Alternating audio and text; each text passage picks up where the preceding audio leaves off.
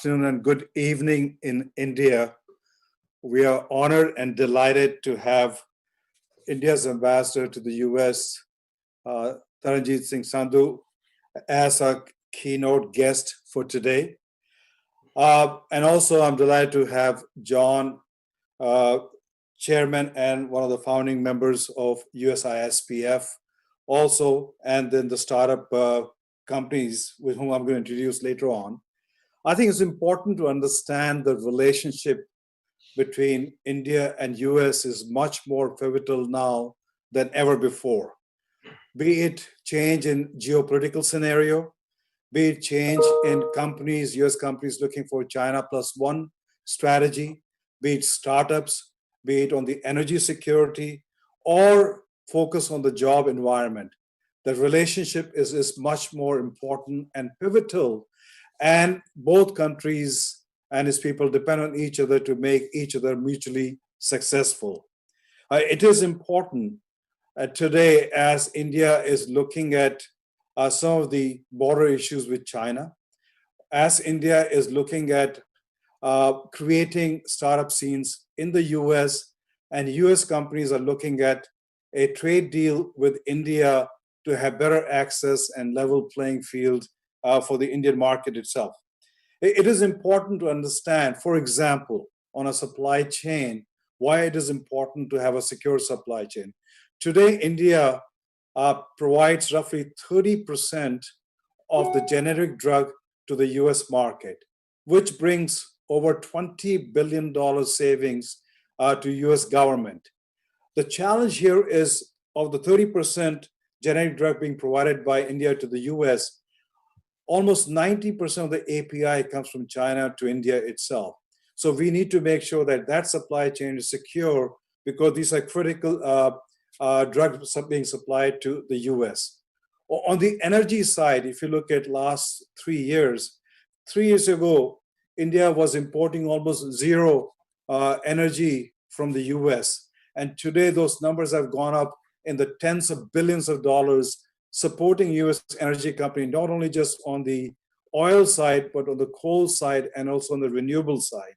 And we believe that the relationship and cooperation on energy is critical, and you will see that moving forward itself.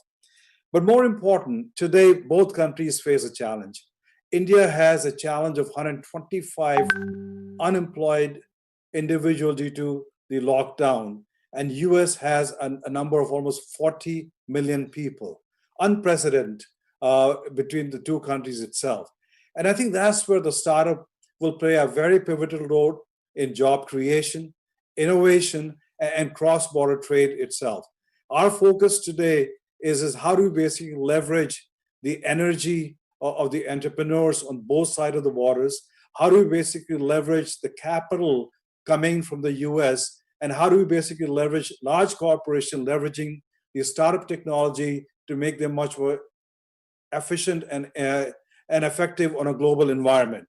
So keeping that in mind, I'd like to basically once again say thank you to the ambassador, to John and other speakers, and invite them to this session. On that note, I'm going to invite the co-chair of the US-India Startup Initiative, Umesh Sachdev, to give his opening remarks. Umesh? Thank you, Mukesh, and greetings to everyone who's joined from around the world. I want to start by reiterating some of the very strong points that Mukesh just made. There is a very fundamental tie between US and India. Our common belief in the education and the power of education, our exemplary belief in the role of technology in uplifting societies, and fundamentally two of the largest democracies in the world. There is strong reasons for historic relations between US and India. But there's one new emerging reason which will cement these ties and take us into the future of our relationships. We are talking about the world's largest and the world's third largest startup ecosystem now. The two countries, the two economies are two of the most prolific startup ecosystems and startup activities that happen in any place on this earth. If I just look at the potential that Indian startups have, we have 50,000 registered startups in India, of which 8,900 are in technology alone. the magnitude and opportunity for US and India coming together in terms of startups and harnessing the power is at a level which you've never seen before. It is no surprise that the trade between US and India jumped to about $160 billion in 2019, up from about $142 billion in 2018. From my own personal journey, I'm the co-founder and CEO of a company called Unifor, which is an artificial intelligence company founded in Chennai in India, inside of IIT Madras, a university in India, 12 years ago. After setting the base for many years in India, I finally had the opportunity to expand the business and make US our new global headquarters a few years ago, and that unlocked unprecedented opportunities for me. In this journey, I came across many like me in the US-India corridor who have scaled up their startups and have tremendous common learnings and common initiative to come together and join forces to accelerate this activity of US-India startups. As co-chair of this program today, I'm proud to announce the USISPF Startup Connect program that we rolled out a few months ago. At this point, we said this is a program under USISPF, which is by entrepreneurs and for entrepreneurs. We have put together a coalition of some of the top business-to-business startups to begin with in US and India. Some of these are the most prolific, including Freshworks, Mindtickle, Unifor, CloudCherry, and CRM Next. What we want to do together is use our collective brainpower and network, engage with policymakers and business leaders to create a positive impact, which will accelerate this startup activity and hopefully go on to impact what we all do in the future. Our motto is when one of us succeeds, all of us succeeds. What we are trying to achieve here is engage with policymakers in both sides to accelerate startup activity, which ultimately will be the engine of job creation in both US and India, develop local economies in both countries, and fundamentally drive higher trade. Through 3 programs, which are growth and job creation, policy engagement, and ecosystem engagement, we know what we're trying to achieve would have been just impossible if only one of us was trying to make this impact. We as a collective group of some of the top startups that you're going to see in sessions today, under the USISPF umbrella, have an opportunity to make a positive change. Our goal that we've set out for ourselves for now, and in true entrepreneur founder fashion, we've said in the coming years, we want 1,000 such startups in the US-India corridor, creating at least 5,000 jobs in the US and many times more in India to have nurtured through this program. With that, I'd request a small video to be played, which introduces the program and the initial group of startups, which is just the initial group, and I promise there are many more to come.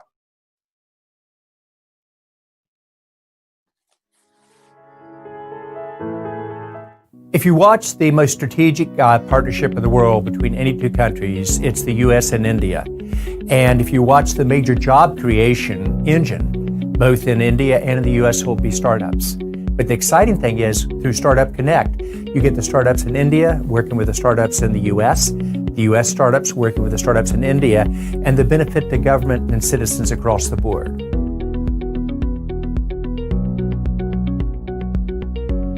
Unifor is a conversational AI company where we use AI and automation to disrupt customer service around the world. CloudCherry is a customer experience management platform that helps brands track, measure, and improve customer experience. CRM Next is a startup that was started in India. It's CRM for banks. It's really all about work simplification and robotic automation, helping the people within the banks serve customers more effectively.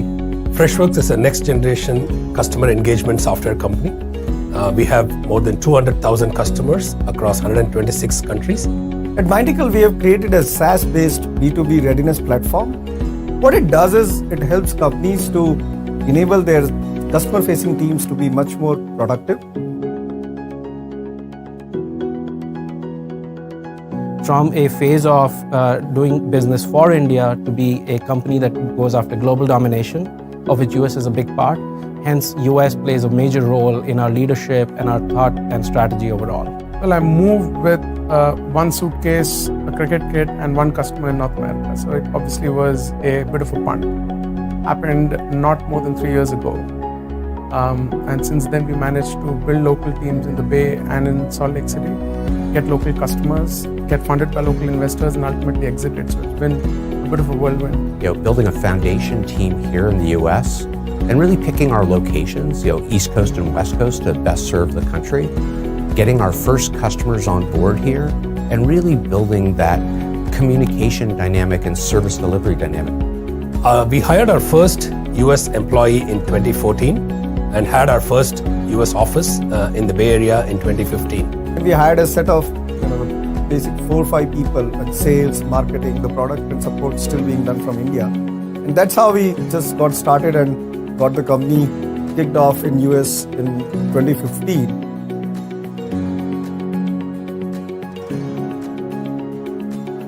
Challenges around first being ahead of your time in doing technology with everyone would say you're crazy.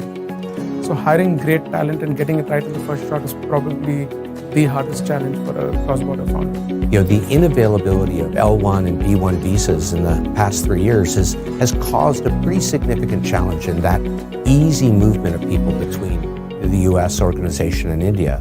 We have to process customer credit card every month, and so it's important to have it on file. When we started in India, the RBI regulations made it tough for us to do this. We had to incorporate in the US in order to solve for this particular issue, which I believe still continues to exist. Finding your first wins, finding the trust. How can people connect with you because you are coming from a completely different geography? So there are a lot of those scaling up challenges. We just said today that the defining relationship of the 21st century is between US and India, driven by startups. And through the USISPF Startup Connect program, we wish to lead the way and make it happen into a reality in the next 2 to 3 years. Getting the right biz dev opportunities, getting the right help with hiring talent, getting partnerships. And those are the places where if I were to rewind my journey, I would love an accelerative impact, something that USISPF Startup Connect wants to do. And we see the opportunity for USISPF to really help the government understand that for every person who rotates into the US, it's helping us hire more quickly, helping us train teams more quickly, and really creating US jobs. I'm sure that we should be able to contribute and share our experiences and journey and help other people who are moving or going to onboard in that journey. US-India Strategic Partnership Forum is the enabler for both the disruption that's going to occur in a very positive ways between our countries, but also the job creation and the innovation. But the headline for the startup group is very simple. This is the most important, the most disruptive relationship in a very positive way between any 2 countries in the world enabled by startups.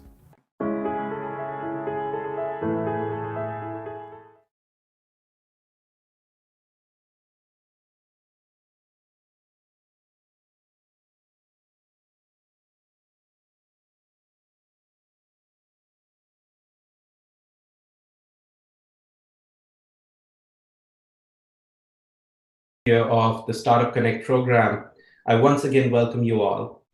One of the things that we've been privileged with in this program is to have world-class supporters and advisors backing us up through the way. John Chambers is here with us today, and what a pleasure. John, in his current life, is focusing on backing and supporting disruptive startups, some of the best in the world, and I can say that proudly as one of the beneficiaries of John's JC2 Ventures initiative that he's focused on these days. But as we know, John Chambers was the chairman and CEO of Cisco and is the chairman emeritus, and is also the chairman for the USISPF. Welcome, John. Umesh, it's a pleasure, and thank you very much. Mukesh, a great start to these sessions. It's a pleasure to be with you today and to see a dream that we outlined almost 5 years ago start to really come true. We outlined the relationship between the US and India, not just being an important one, but potentially the most strategic in the world for both countries, and a model for not just trade, but job creation, innovation, inclusion in a way that had never been done before.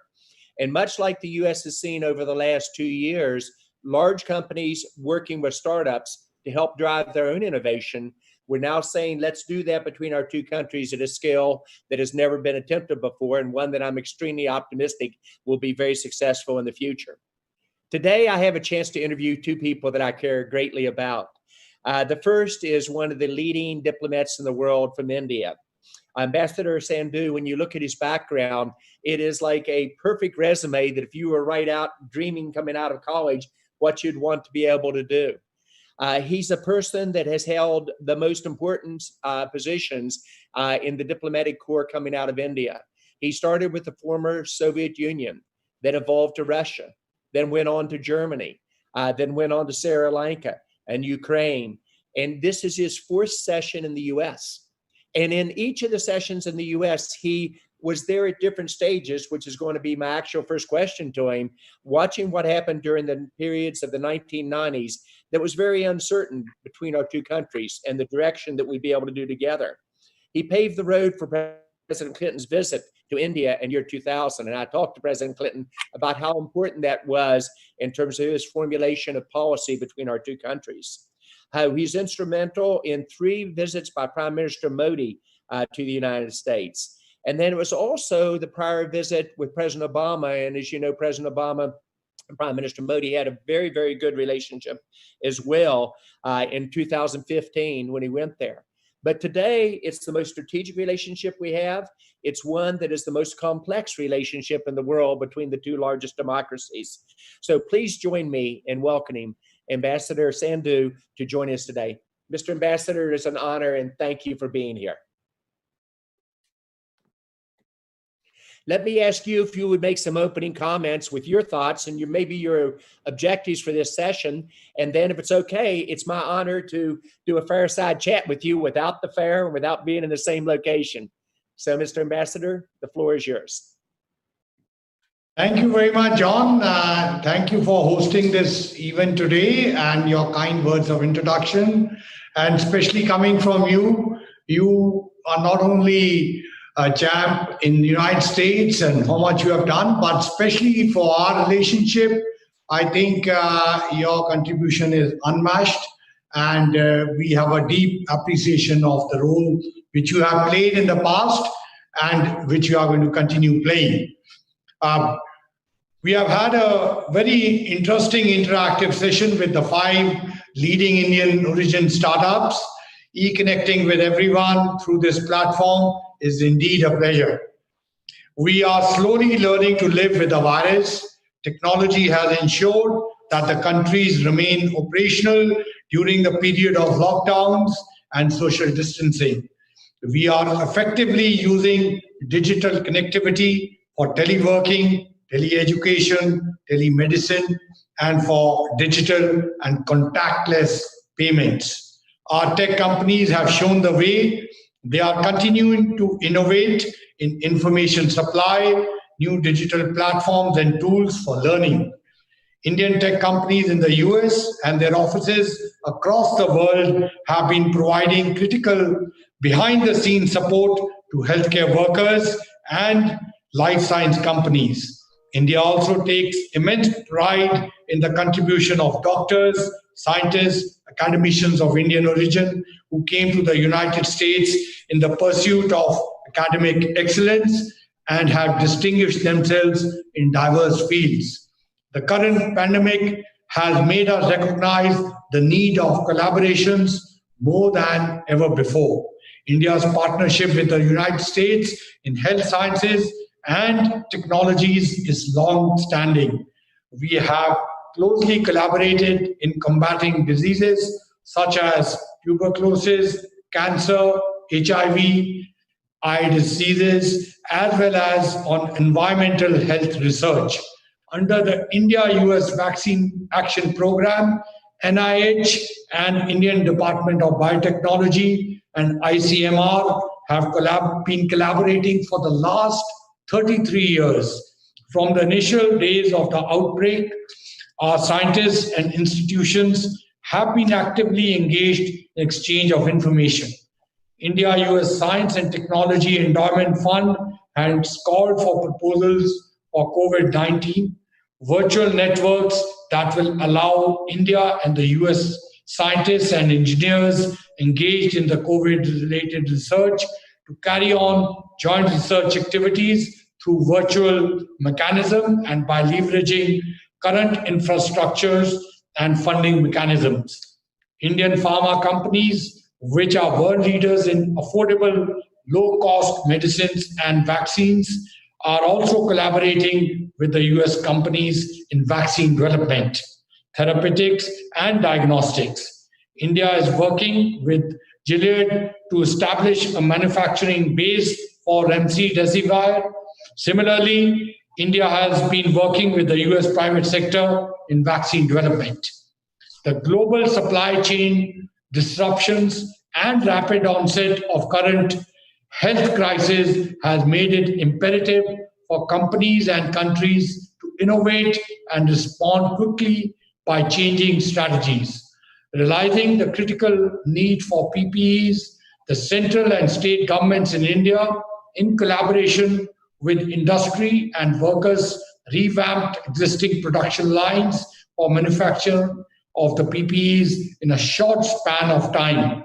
Within 60 days, the PPE industry in India witnessed a 56 times growth, and today India is producing nearly 4.5 lakh PPE kits every single day. We believe that the current pandemic presents an opportunity for India and the United States to further strengthen its close economic partnership. The interest is clearly visible among the industry leaders. The recent investments of US $5.7 billion by Facebook in India's Reliance Jio and the deal between Elias and India's Aditya Birla Group indicates the interest. India's huge domestic market, high-skilled workforce, existing advantages in digital services, along with its competitive tax regime and low labor costs, make it an attractive investment destination. India's ease of doing business rankings have risen from 142 to 63, and we are working to further rise it. In series of announcements recently, Finance Minister of India outlined the economic reforms package. This package, taken together with earlier announcements by the government during COVID crisis and decisions by Reserve Bank of India, is to the tune of 265 million US dollars. That is Indian national rupees of 20 lakhs crores. The package also focuses on land, labor, liquidity, and laws.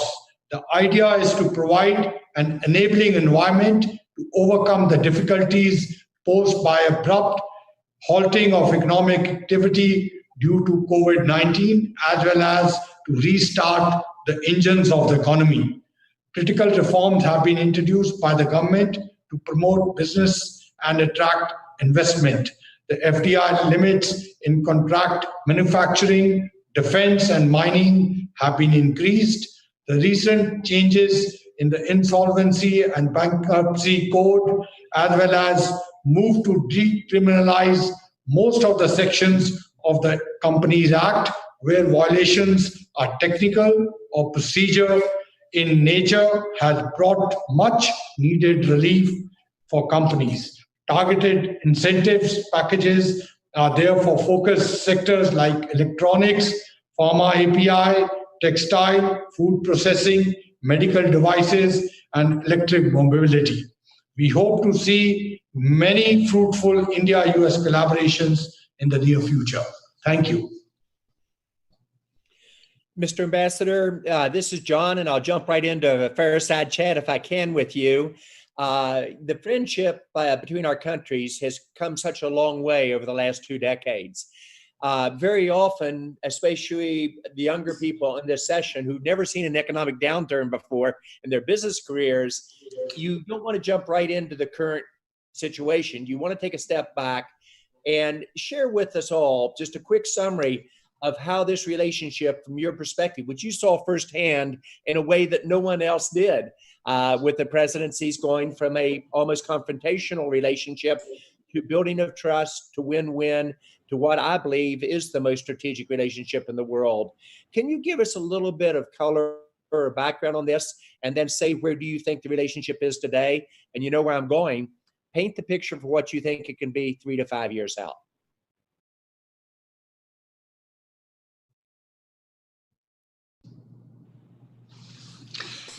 Yeah, thank you, John.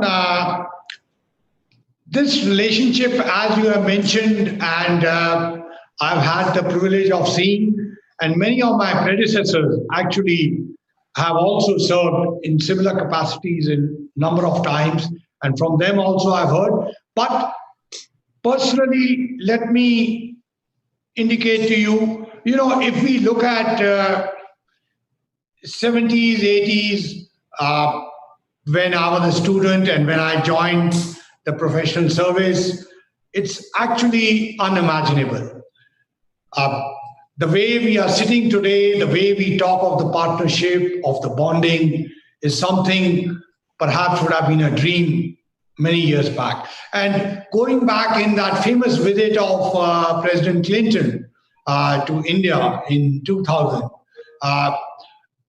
in the current phase, I would say that was perhaps in the recent times the first time when actually the US president touched the people.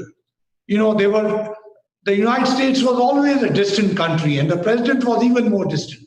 The visits used to be mostly to the main metropolis towns. If you recall, that was the first time in a small way he went to Jaipur, and it was much pictured. Take it and contrast it to the recent visit of President Trump.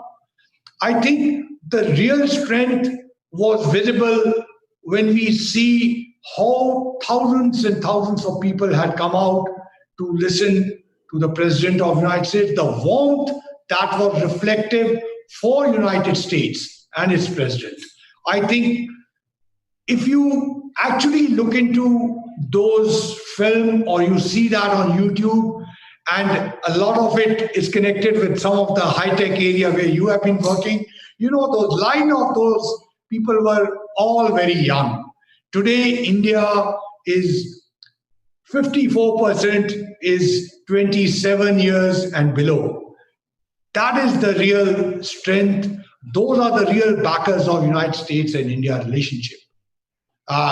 And that gives me the confidence that in coming years, this will go from strength to strength. At that time, we had seen in late 90s and early 2000. If you remember, that was the time when the high-tech boom had started. A lot of on the area where Mukesh and you live, that was where it was bubbling. A lot of Indian entrepreneurs were beginning to be success. And today, when we see these young innovators, we can see how it has traveled and how much of potential it has for the future. So I'll say that I'm very confident. Seeing over years, I've seen a number of crises, and I can say each time when one has gone through a crisis, and I'll not enumerate them here, that every time I feel the confidence of our strong relationship, of our strong bonding, of the similarities of our systems, that we will go ahead and economy will continue to be the real driver between bringing our two countries together. And especially the startups, they are going to be the real future strength. They are going to bring back the economy back to its strength, which today it's almost looking impossible. But I'm sure when we talk 10 years later, we'll look at this time in the same way as we are looking at 90s and 2000. I share the same vision, and I think almost everybody on this session shares that vision as well. If you could give us an update on the U.S. India trade negotiations, it's one that both countries understand the importance to remove this issue. And the longer issues stayed open, the more likely there are to be problems evolve out of it. Can you share with us what is the current status, and also tell us where we can help as a group to get this trade deal done, because it is so important to send that message to both countries and to remove it as an obstacle as we deal with other issues such as the economy, such as the pandemic, such as defense, et cetera, on us. So an update, Mr. Ambassador, but also what can we do to help in the goals of getting this resolved? Thank you, John. I continue to be very optimistic about the trade deal, and I must mention that, yes, this current unprecedented challenge has given a bit of a setback in the sense that the focus of all the governments got to tackling the health crisis. But nevertheless, both the trade sides have been in touch. There have been virtual exchanges between both of them. The top leadership has also been talking about it. And I feel that perhaps in coming few weeks, we should be able to strike the smaller trade deal. As you know, the understanding between our leadership was that we will go in for the smaller one and then immediately start negotiations on the larger, on the bigger trade deal between two countries.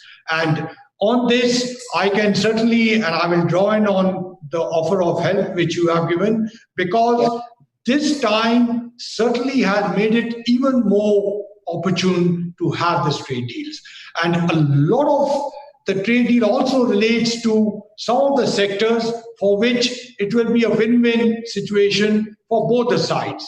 And it will help in the overall confidence building, because during this particular phase, United States and India have been reliable partners. And I think that everybody has seen. In our case, whatever supply chain aspects, especially in pharma sector, which we were involved in, whatever the United States requested us, keeping in view our huge domestic requirements, but it was ensured that all those supplies were supplied and at the same price. I think that has certainly had an impact, that has given confidence here. And I feel that will be playing an important foundation to ensure that this smaller trade deal gets announced soon enough, and then we can move ahead. Switching directions, and you've been in your role for 4 months, but you have a background, as I said earlier, almost like no other ambassador from the U.S. to India or India to the U.S. has had. What are your priorities? You've been there 4 months. You're thinking about your priorities for this next year and then over the next 3 to 5 years. Can you kind of share with us, and you've hit on several of them earlier, but share with us what are your top priorities and maybe the sequence ranging from immigration to job creation, et cetera, on your focus? Let me first indicate on the broader sense.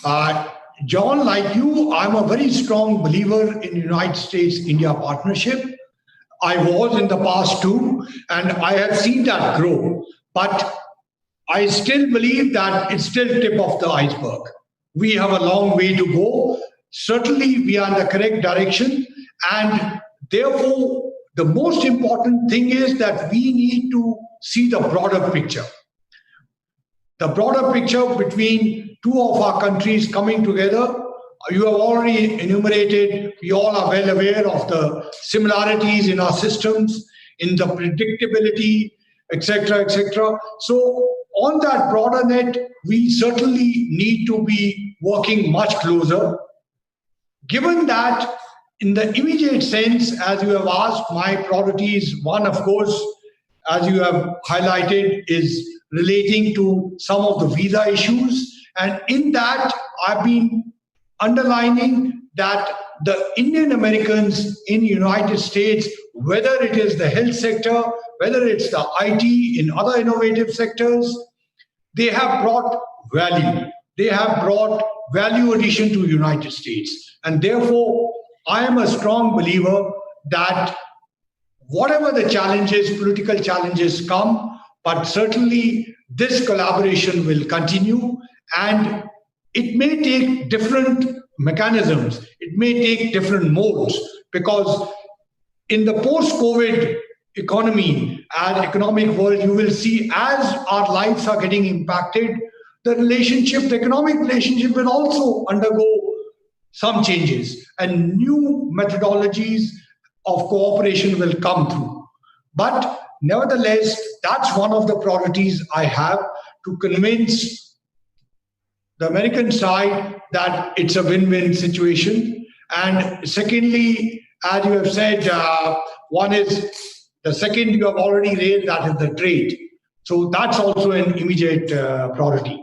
But beyond that, also on investments on both sides. As you are aware that there are good Indian investments here and there are good American investments here in India.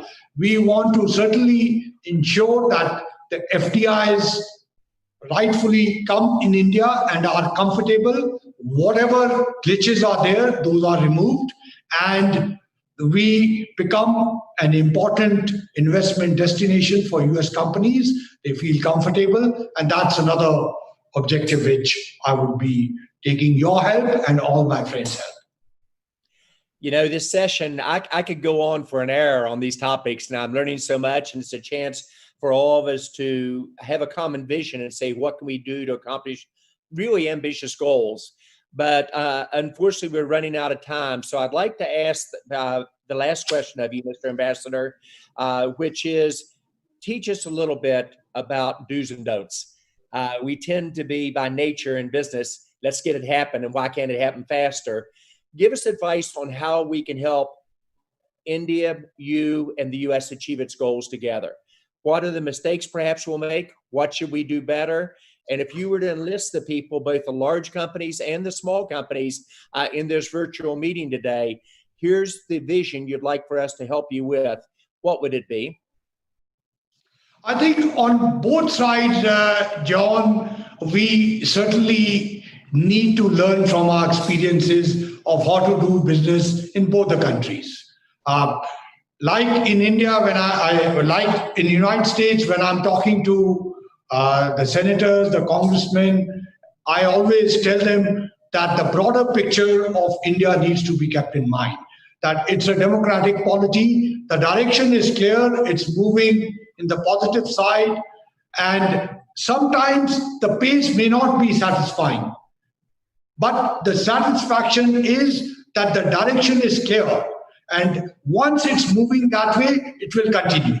And that's the strength of the democratic systems with other institutions like the courts, etc., etc. As far as in United States, as far as India is concerned, I think you and your organization are pretty solid masters on that. I would only request and urge people to have patience. That look at the pronouncements of my Prime Minister. They are very clear. They are as clear as can be. Even on the area of the startups, even right now, at the time India is in middle of the pandemic, but the Prime Minister has been taking the leadership, especially on ensuring that the reform agenda is moved ahead. And to that extent, we will greatly appreciate any inputs we can get from your partners, your associates, the US business, that these are the difficulties we are facing, and I assure you that we will take them up very quickly. Like in the case during the pandemic, the Indian side, there were specific organizations which focused, part of the government which focused in creating and ensuring that the supply chains and whatever other difficulties the US companies were facing, reaching out to the state governments, to the local governments, including my commerce department here, we were very much available. And we tried our best to ensure that whether they were curfew passes or ensuring opening of some of the critical sectors, those were undertaken. And we will continue doing that. Through you, I just once again want to assure that The embassy here is at your service. We certainly look forward to hearing the inputs from you, and we will faithfully communicate those. Not only communicate those, we will also push that those are undertaken and people realize the importance of this relationship. You know, we're so honored, Mr. Ambassador, to have in Prime Minister Modi one of the people, and everybody knows this on the call, that I think is in the top 3 leaders, government leaders of my lifetime, and understanding the importance of a digital India, a digital world, but also strategic relationship between our countries, large companies, small companies working together to create the jobs, and to do something that almost anyone else would say would be impossible. Yet we can come together and I think change the future of our 2 countries and every citizen in the countries as well as the world. I want to thank you, deeply indebted for the time that you spent today. It's a partnership that we will have for life. We will hit bumps along the way, and that will actually cause us to be even stronger together. So it's an honor. And once again, please everyone join me for thanking the ambassador. Thank you very much.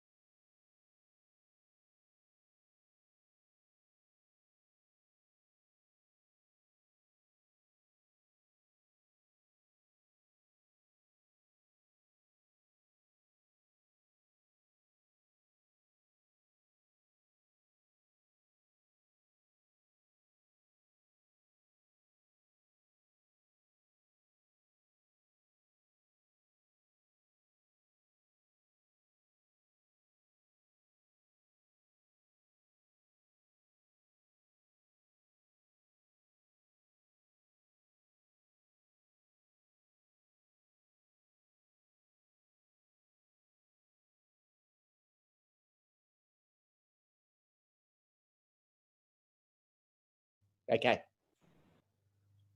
Just tell me when it's go time and we're on. Go, Vinod. Go. Awesome. Hello, everyone. My name is Vinod Muthukrishnan. I am the co-chair of the USISPF Startup Connect program. Now, we're all here because there's a very significant global movement afoot, in case you missed it. The defining global relationship of the 21st century between the United States and India just found itself a massive catalyst, and it's one of many. Now, like with any groundbreaking story, there is some very interesting data behind the scenes that's emerging. And it is my absolute privilege to give you a sneak peek into that data that's emerging. So if you could present the slides, please, I'd love to show what we're learning.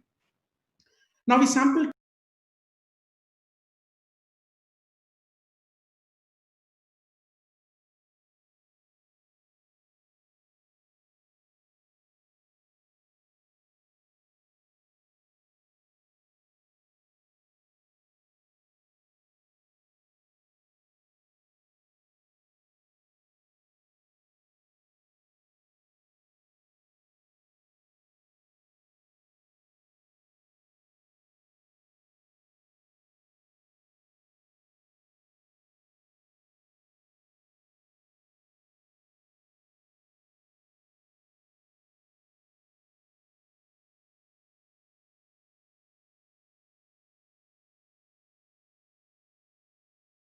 slide. We took 12 startups that form the baseline of what we define as what it takes to transition the US-India corridor, which includes 4 of our own startups, Freshworks, Unifor, CRM Next, and MindTickle. We looked at the data around them. What do they do? What's their scale? What kind of jobs they're creating? And we found some unbelievably beautiful things. So if we go to the next slide, let's look at what these startups symbolize collectively. Now, these are typically B2B startups. They typically have received Series B of funding and above, have offices in the US. So typically they've started in India. They've moved to the US. The founders have moved anywhere between 1 to 3 years ago. In some cases, the founders have not yet moved. So 7 out of these 12 founders are in the United States right now. And if you go to the next slide, you'll see data that backs these startups. Between these startups, they have a total funding of close to $1 billion. That's the capital invested into these companies. And the job creation data is significant. Now, 6,000 jobs globally, 634 jobs in the United States and counting. And the most significant part of that is that a lot of this job creation in the United States has happened over the last 12 to 18 months. Now, all of this is on the back of 16 non-immigrant visas that have been sponsored over the last few years. Now, if you go to the next slide, I want to really summarize what we've learned. And this truly opened my eyes, even though I'm part of that movement. For every single non-immigrant visa given to one of these founders or their core team members, there are 40 American high-paying jobs created. The median salary is $175,000, which is 3x the national average. But like with any win-win relationship, you need to have prosperity and job creation on both sides of the spectrum. For every non-immigrant visa, there's 40 high-paying American jobs at 3x the median average being created in the United States and 8 jobs being created in India. So if I had to define a win-win relationship, this would probably be the data that I would put forth to you. Now, any fast-growing ecosystem would not be able to be fast-growing if it didn't have some challenges. So if you go to the next slide, we want to quickly capture some of the challenges these startups face. And we know over time, most of them will get cleared, of course. So the next slide has some things we've identified on the US and the India side. On the India side, we find that being able to directly list in global exchanges is something that we want to take on. Sean, if you could just go to the next slide, please. So we find that global listing is of great significance to most of these companies. A tax-free reorg is something that needs to be considered because as companies start in a jurisdiction and find that the theater of their business moves globally or centers in the United States, which typically is the case, they do need to reorganize. And a very small but significant change in India, which is the ability to put cards on file, and rather the inability to, actually prevents any SaaS recurring revenue credit card business to even set up and run billing out of India. On the US side, we obviously look forward to some work around immigration because as I showed you before, this is a class of visa seekers who create 40 jobs in the US and 320 in India for every single visa. I want to also highlight 2 things that you didn't see there. One, obviously, is we all know the ancillary impact of every single job creation on the informal sector in terms of the support these jobs give. But the second thing is, in our conversations with most of these startups, we know that all of them are on course to doubling their US headcount in the next 12 to 18 months. So this is significant data that I wanted to leave with you as you look at the US-India corridor and why startups are defining the next generation of relationship. Now, I want to move on to the next session. It is my absolute privilege, and I was telling somebody earlier that I'd be lying if I said I was not having a fanboy moment as I introduce our next couple of speakers. Now, if I read out the next speaker's accolades, we'll probably run out of time, but I'll stick with what I know everybody knows and acknowledges. He's been hailed as a transformational leader, a passionate mentor, an innovative entrepreneur, and in his latest avatar, an economic statecraft guru. It is my absolute privilege to welcome on your screens Undersecretary of State for Economic Growth, Energy, and the Environment, Mr. Keith Clark, in conversation with our very own Chairman of the USISPF, Mr. John Chambers. The conversation is around economic diplomacy enabling startups. So hold on for just a second as we battle the demo gods and have these gentlemen on screen. Over to you, gentlemen. Binod, thank you very much. And Keith, I originally thought we'd be doing a fireside chat with your State Department employees first before you did this session on the West Coast. But I can't thank you enough for being here. You're one of us. You've been with the large companies, which USISPF represents. You've been with the startups. You then decided to give back to our country and to move into the State Department, probably at one of the most exciting times, and little did we know how exciting it would be, and have what I think is going to be at the core of our future, not just of our two-country relationship, but to the stability and growth of each country, which is how do we get the economic engine back on track? How do we grow and the role there? So if I can impose on you first, thank you for being here. And with your normal candor, could you outline your top priorities in terms of, even though you've only been a year since you're confirmed, but your top priorities in terms of what you're focused on, and we'll lay the foundation for the follow-on questions for the whole audience. You got it, John. And by the way, first of all, thanks so much to you and Mukesh for having me. And thanks for that kind introduction. And I want to thank all the participants today, and especially all the outstanding entrepreneurs. And it's been a whirlwind year, no doubt about that. And John, coming into government is just like starting a company. The most important role of the CEO is to build a high-performance team. And I'm really proud of the team that we've been able to put together to run economic diplomacy for the United States. If you look at this team, I always believe that the organization with the best people wins. So I brought in 10 folks from the private sector, folks from DocuSign, Ariba, Rasna, General Motors. I brought in a captain of the Navy. I brought in an assistant secretary of defense, and somebody was in the CIA. I even brought in the dean of engineering from Purdue, my old alma mater. And now this is complemented with over 3,000 economic officers who are from the Career Foreign Service and the Civil Service. And I think, as you know, diversity of thought is the catalyst for genius. And the one thing I just want to add is everybody asks me, hey, what's it like, working in Washington? I go, everybody asks me that from Silicon Valley. I go, well, not as you think.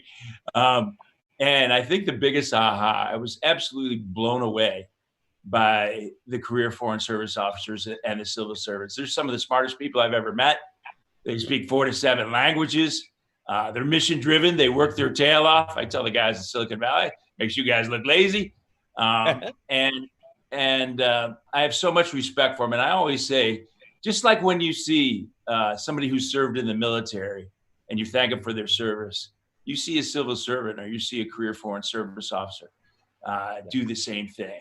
So, with building that high performance team, John, the number one, you need really 3 factors to get everybody working together as a team.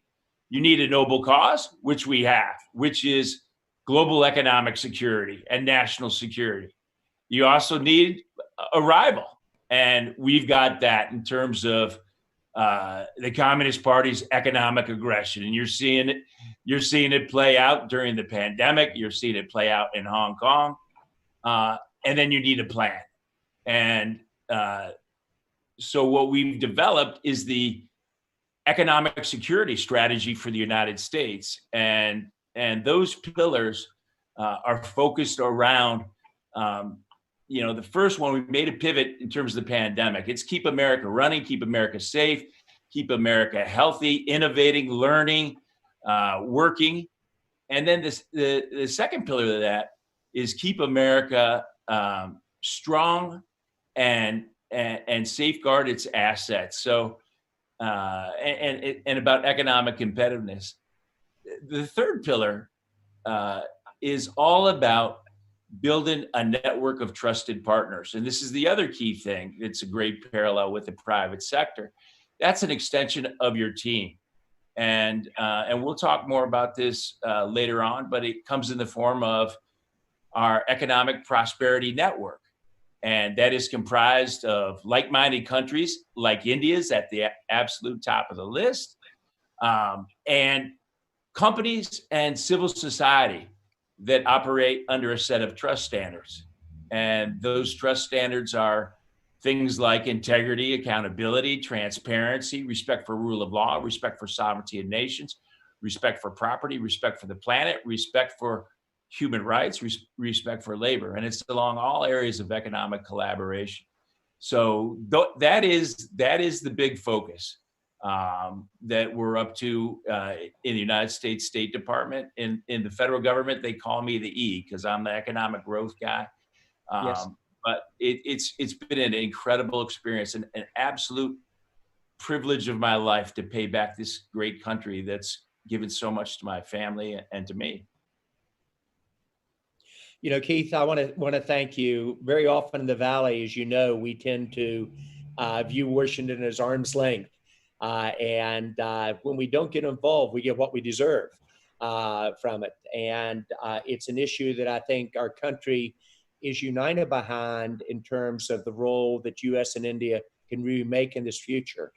So share with us a little bit how the U.S. and India, and take us down one step further in terms of what we could really do together under your economic vision. You understand, as I alluded to earlier, is the role of government, which many of us are frustrated with moving slow at times, but yet this government's moved remarkably fast.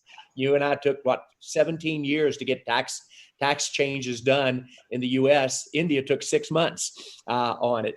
So we can learn from each other on this. But if you were to say, in terms of the economic security of the U.S. and India, how are they intertwined and where does it fit into your bigger picture goal?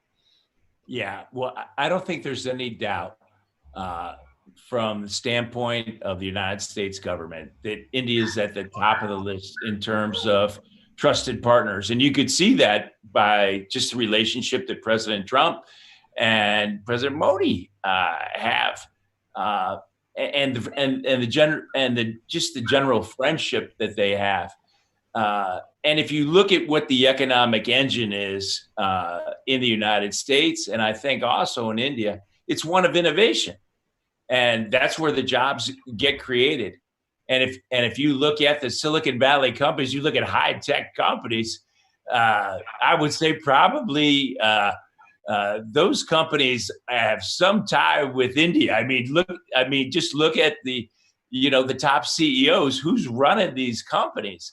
You just rattle off the list with Satya Nadella and Shantanu and Ajay, who, by the way, I still can't believe they went to the same public high school in India. You got Sundar. It is remarkable. And so I think that economic tie-up, particularly in the area of innovation, I think is key. And, you do business with people that you trust. And there's so many close cultural ties, it just makes it a natural fit. What are the biggest challenges? How do we address some of the issues on green cards and visas and things of that type? How do we get this trade deal pushed through, even though that's not your area of responsibility? But how do we get some of the smaller hurdles that can trip us up so we can focus on the bigger issue, which is job creation of 1.2 million in new jobs per month. And in the US, how do we recover the 20% unemployment level brought upon us from what was a tremendously strong economy, strongest one in probably 2 decades, that is now tripped a little bit. Right. And by the way, I think you stated the challenge very well. I mean, these are tough times during the pandemic. And you and I are very like-minded in this area. As we were talking yesterday, being the former chairman of Purdue University, biggest engineering school in the country, I attended so many graduation sessions, and probably 35% of the PhDs in engineering come from India. And I think it's a bipartisan issue that we'd love to be able to, stamp that green card right to their diplomas.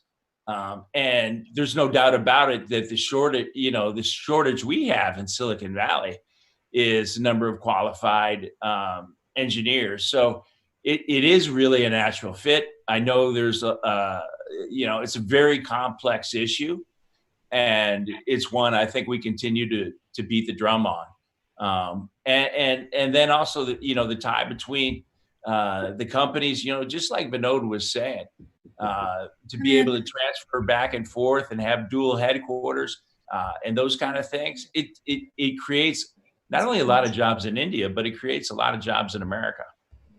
I don't know. A topic that is directly related, and it's one that both surprises me and disappoints me. You remember when you and I first started to get to know each other, I was a huge backer of China. And in mid-1990s, I bet a large part of Cisco's future on a partnership with China, joint manufacturing, et cetera, and it worked very, very well. There was always a win-win mentality on both sides, however, even though the Chinese were very tough negotiators, on how did both sides win together. Unfortunately, that has now evolved into a win-lose mentality on it, and it's one that I do not think serves the world well at all. But kind of the big elephant in the room is what should India and the US ideally do together to be able to balance this and to protect the security of both countries? And how do you do this in a win-win fashion, but realize the cultures are different between the countries? India has a boundary that is all across China that is very important and very fragile. What should we be doing together, and everything from economic stability here to defense and environmental stability? Your thoughts? Yeah. And by the way, John, I think the elephant in the room is China, and it is with my bilateral discussions with literally every nation that I talk to when I'm talking to my counterparts. And if you look at China and their malign regime and their aggressive tactics, the first thing I want to say, it's not the country of China. It's not the people of China. It's the Chinese Communist Party. And Secretary Pompeo has said, is America really facilitated their rise. But now we've seen that they don't honor agreements. I think Hong Kong is a perfect example of that. They've been in economic war with the United States for over 40 years. My eyes were opened up coming to the government. Growing up in Ohio, my dad had a 5-person machine shop, and there was five of us in the good times too, in the tough times. And I saw what the weapons of mass production from China did. They just gutted our SME business, is the heart of our economic engine. I saw General Motors, when you build a plant over in China, you're not just handing them the blueprints, but you're teaching them the process engineering and training their people. And then obviously in Silicon Valley, we see that intellectual property theft everywhere. And so, this is such a big issue. Now that I've been in the government, I understand the magnitude of it. And then it's been so systematic over these years. And what's interesting is the president has woken up, I think, the United States in terms of China's aggressive tactics and the realization that the Communist Party, they have two goals. One is regime preservation. The other is to be the dominant global superpower by 2049, their 100th anniversary. And I think during the pandemic, now this has really woken the world up in terms of their three-pronged strategy of concealment, co-option, and coercion. So if you look at the pandemic itself is a result of concealment of the virus. It should have never happened, or it should have never happened to the extent that it did.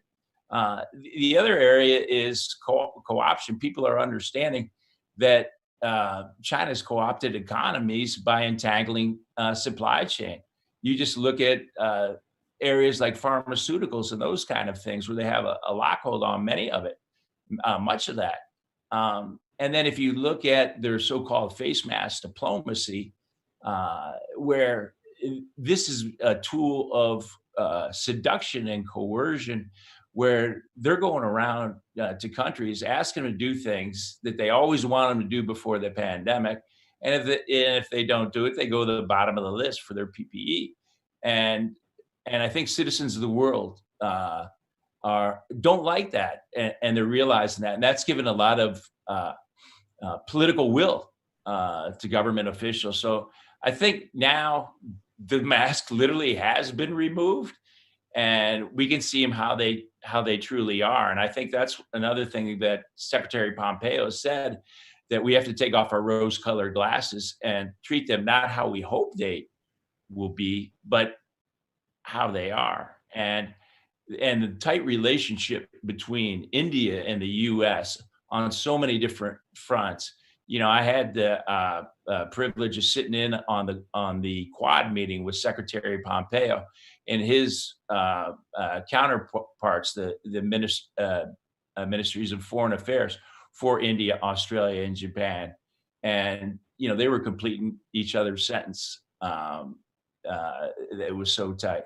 And then from an economic standpoint, global economic security, that is critical because, you know, if you look at what China's strategy has been, and they say it themselves, it's seduce with money and reinforce with intimidation, retaliation. And they retaliate against companies, they retaliate against countries. And all I know is that when you know, strength is derived from solidarity and unity. And for example, that's one of the big impetuses between the Economic Prosperity Network. So I think, you know, we know as the United States, we can't take on this malign regime by themselves. We need like-minded nations like India, and we also need the private sector as well. You know, Keith, one of the cool things about you coming with a major technology background is we understand every country will be a digital country. And candidly, Prime Minister Modi was one of the first leaders in the world from turning that from a thought to a implementation, digital manufacturing, supply chain partner, et cetera. If you look at the future of which countries will create the most jobs, and if India and the US want to lead together on it, it's the companies who do the best job on digitization, the best job on Internet of Things, the best job on artificial intelligence, the best job on 5G, and candidly semiconductors, which are back in vogue, not as a standard product, but you put in a lot of the unique capabilities into silicon, complemented by software. Your thoughts on what we should be doing together, because there is not and has not ever been a lot of technology leadership in thinking in Washington about, if we don't win these technology battles, we're not going to create jobs for our people in our country, and our standard of living drops in both countries. Your thoughts here on what we could do together? Yes, and I think that's a great point, because Prime Minister Modi's done a tremendous job in terms of putting innovation, the digital transformation, all of that at the forefront, and job creation. And if you look at our economic security strategy, and that is, turbocharge economic competitiveness, a big part of that is accelerating the digital transformation, investing in the workers themselves, increasing access to capital. So I think collaboration is absolutely key. One of the bills that's going through Congress right now is $100 billion R&D fund that Senator Schumer and Senator Young have put together on a bipartisan basis. And one of the things that we did is we showed how we believe we can get that up to $1 trillion with matches from the private sector and also from our closest technological allies. So there's things like that we can really collaborate on together. I also think too, a big area of collaboration between United States and India is safeguarding our assets. And that's, intellectual property. It's the technology. Because, the Communist Party goes around and they've been buying up some of the most precious assets. I mean, John, you've seen that all the time. And those kind of things. And also in the economic security strategy, we identified 10 critical sectors, and they're the ones that and several of them you mentioned: semiconductors, advanced telecommunications, autonomous vehicles, biotechnology, quantum computing, all of these, cybersecurity, all these key areas are areas where India has great strength. And I think the synergy between India and the United States, this is a 1 + 1 = 3. This is not even a win-win deal. This is a multiplier. It may even be exponential. And here again, I really think it's the diversity of thought is the catalyst for genius. Keith, I could go on and on with you today, and you were kind enough on your first trip since you've been in Washington back to Silicon Valley to spend time with us today. I want to thank you for that, but maybe in your closing thoughts, outline what the vision could look like our countries working together. Outline the vision that maybe because of your background, which I've alluded to several times, of a startup, a big company, working with government, that we often try to keep arm's length, and all of a sudden realize if we work together, we can do this to the benefit of all the citizens in ways that I think many people haven't grasped. So maybe your both parting thoughts, but secondly, a call to action to the people in this virtual meeting about what we could do to help in this economic vision, which I share with you for our two countries and for the world. Yeah, well, John, on that trip where I hosted Secretary Pompeo out in Silicon Valley for 4 days, and I had you seated right next to him, at dinner at my home with the other 36 CEOs. One of the things we talked about in terms of the China challenge is the threat to democracies are real and urgent around the world. India is the largest democracy in the world. And if there's anything I've learned, that democracy is an unnatural act. It's against all the laws of physics. The natural state of things is the emperor, the bad king, the dictator. So it's being ever vigilant. And one of the things clearly that's been stated by the Communist Party is they recognize the battleground is high tech. And as we said, to that group of CEOs,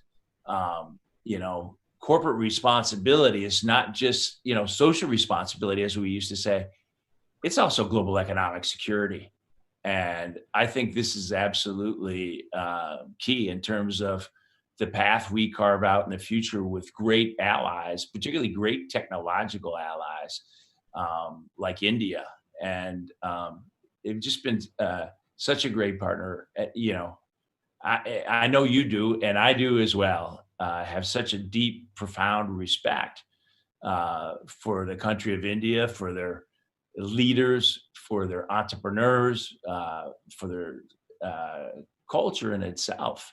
And I think a big area of my focus, and one where I see tremendous opportunity, is building that bridge between Washington and Silicon Valley, building that bridge between Washington and India, and realizing that this is probably one of the biggest Delta opportunities. I was doing a fireside chat with Nadia Shatlow, one of the authors of the National Security Strategy at Hudson Institute, and she called me a walking public-private partnership, and I wear that badge with honor.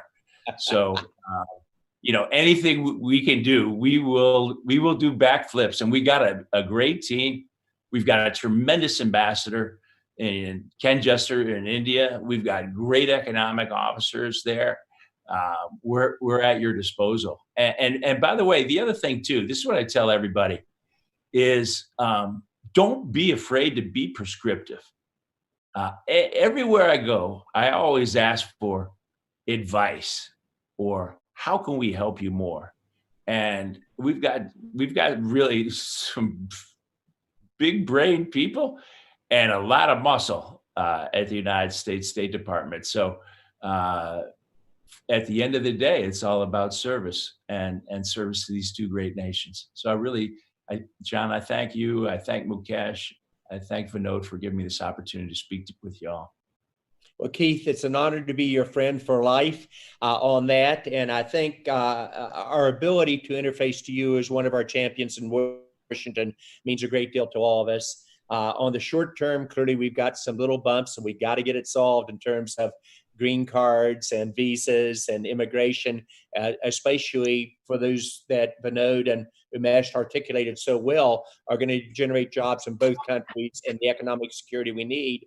And then we got to kind of push through this trade policy issue. It's a stumbling block. We're close, and I know it's not your area of responsibility, but if you could help on that. In total, we'll try to come back to you in ways that we can help, and I'd like for you to continue to push and challenge us. Once again, as your friend, and thank you for giving back to our country and to both countries. Mukesh, back to you. Thank you very much, John and Keith. I just wanted to thank you as an old friend and as an old boss. You always have been gracious with your time and wisdom.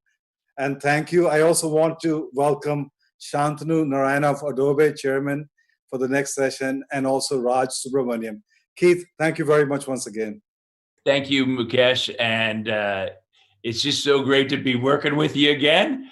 And it was really a great honor to have a fireside chat with John Chambers, my lifelong mentor for 20 years. So I wish you all the well and Godspeed. Thank you so much. Thank you. And I'll see you in DC soon. You got it. Thank you. Thanks. Well, let me just welcome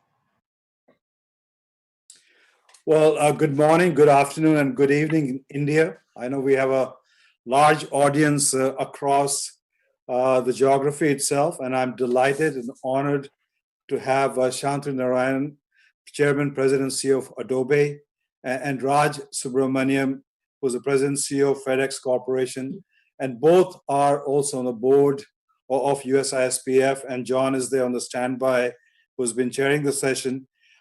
We do have you both running large global corporation, and we will talk more about leadership in post-COVID world itself. And while US has seen a large impact, and we have roughly 40 million unemployed in the US, India also has seen a large impact, and we have roughly 125 million people unemployed in India. And I think it's important that things will change, as we talked about in the earlier session. Corporations and employees will have to operate in a different manner, so there'll be a new norm. So I'm going to invite Umesh Sachdev, founder and CEO of Unifor, to have a session with both of you to talk about leadership in the post-COVID-19 world itself. Umesh, over to you. Thank you, Mukesh. I want to start by stealing some thoughts from my colleague Vinod, who, while introducing John Chambers and Keith Krog, has said this is a fanboy moment for him. This couldn't get any bigger for me. To have Raj, Chief Operating Officer FedEx, and Shantanu, CEO of Adobe, the opportunity to spend the next 30 minutes talking about leadership with you guys, not just for me, but all of the startups who are watching us live on YouTube, Shantanu and Raj, and many business leaders. This is truly a unique opportunity, and I know it was not easy to find time for both of you, but thank you for giving us the priority and an opportunity today. The amazing thing about both of you, for some of us startup founders to learn, with Raj spending 28 years at FedEx and Shantanu, you with 21 years at Adobe, that's a lesson in itself in perseverance that most of us startup founders, with our short attention span, etc., need to learn from you. My own mentor, John, is another one, just like yourself, on it. In the morning, Shantanu and Raj, we had the Indian ambassador and also Keith in conversation with John. And through the morning, we've heard that how this is a new normal.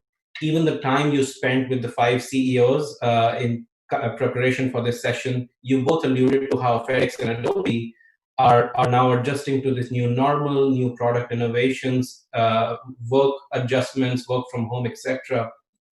One of the things that's emerged in consensus is the engine of job creation is less likely to be the large businesses, but more likely to be the startup engine in both countries. Also, personally, I founded my own startup, Unifor, in 2008. So founding the company from one recession to coming here, my own life lesson has been that one learns most in these events. You learn how to be nimble and adjust. So with that, I want to open your thoughts in terms of how, as business leaders, startup leaders, government leaders, need to think about first tackling and blocking the current situation. And as we get out of it, how do we think ahead and prepare ourselves for the new normal and the new growth? If I were to start with coming to each one of you, starting with you, Raj, both your thoughts on what we are seeing right now, and from as a champion of the US-India ties, what role would you see startups playing in furthering these ties between the two countries? Well, thank you, Umesh. And again, it's great to be here. And I know I've been in FedEx for 28 years, and I've never actually found a reason to leave. And if somebody had told me when I joined this company that I would be here doing this 28 years from then, I thought I had a better chance of playing in the Indian cricket team. But such as it is, this turned out to be a very exciting venture for me. So now, in terms of you talked about preparing. Yeah, it's a lot of effort and attention. And right now, we're fighting this pandemic war, and we find ourselves in the front lines of this war. But however, there are, at the same time, we also putting in place things that we need to prepare for the peace that comes afterwards. So, I mean, a lot of judgment has to come into play here and figure out where, some of the markers might lie, and then start to or move rapidly towards that direction. And, hopefully the judgment is right. And in many cases, as I said in the previous conversation, we were already skating to where the puck was going to be, but the puck came at us in a more rapid fashion than we thought. So I think there's a lot of opportunity for innovation here, and especially as in our position, we are definitely looking at the intersection of physical and digital spaces and trying to figure out how we really take that forward in the technological advancement in this time frame. And that's where startups play a significant role, because usually startups are much more innovative, they're much faster, and big companies have the brand and the scale. And I think that's where the opportunity to connect. And India is a fantastic place right now in terms of having the right skill set to bring that to the fore. You just have to look in this call and in the previous conversation we had.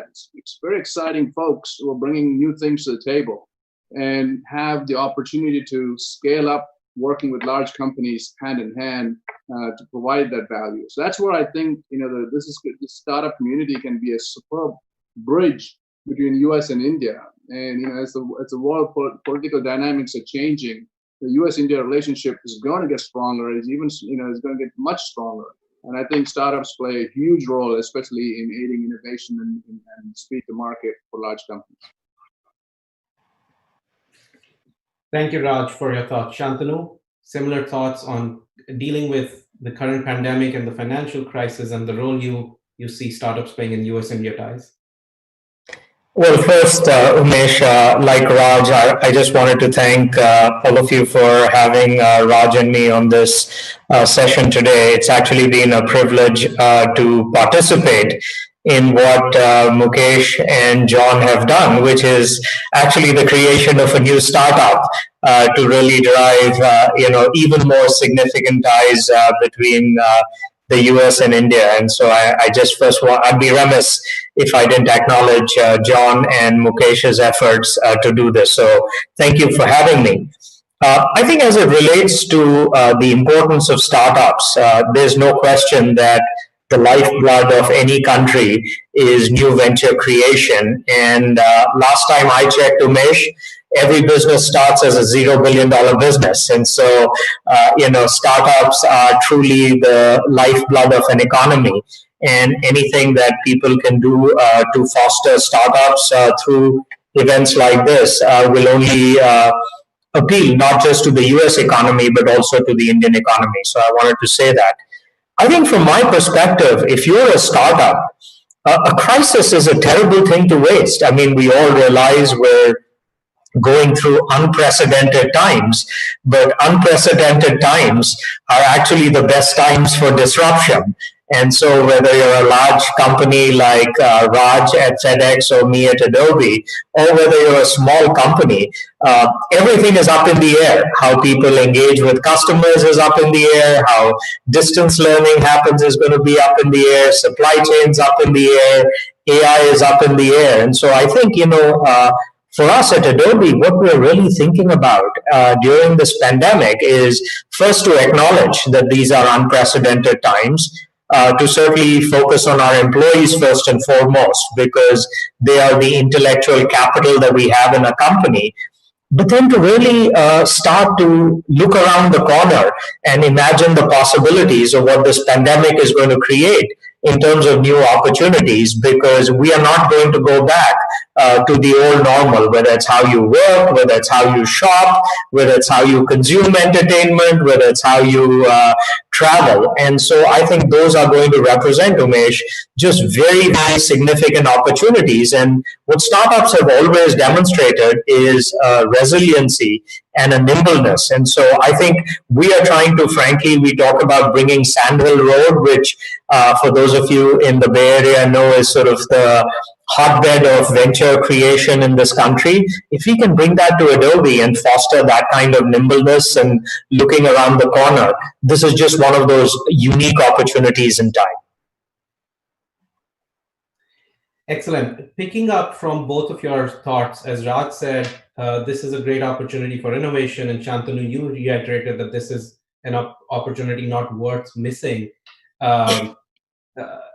As I think about what's happening, say at a smaller scale with my customers, and we do artificial intelligence in call centers for enterprises, and most of my customers who I'd say were fence sitting on digitization, AI, automation, are now finding themselves having to accelerate some of those journeys and making that their new normal. So maybe Shantanu, starting with you, and then Raj, I'll come to you, but Shantanu, both within Adobe and how you're rethinking, positioning some of your products or the stack that gets put out in the marketplace, what are the trends you're seeing in terms of digitization, especially the impact that COVID is having on large enterprises thinking about, artificial intelligence, automation, etc.? The conversation that's happening in not just corporate America, but corporations all around the world is following a couple of different vectors, Umesh. The first vector is around employee well-being, and we touched on that in the last session.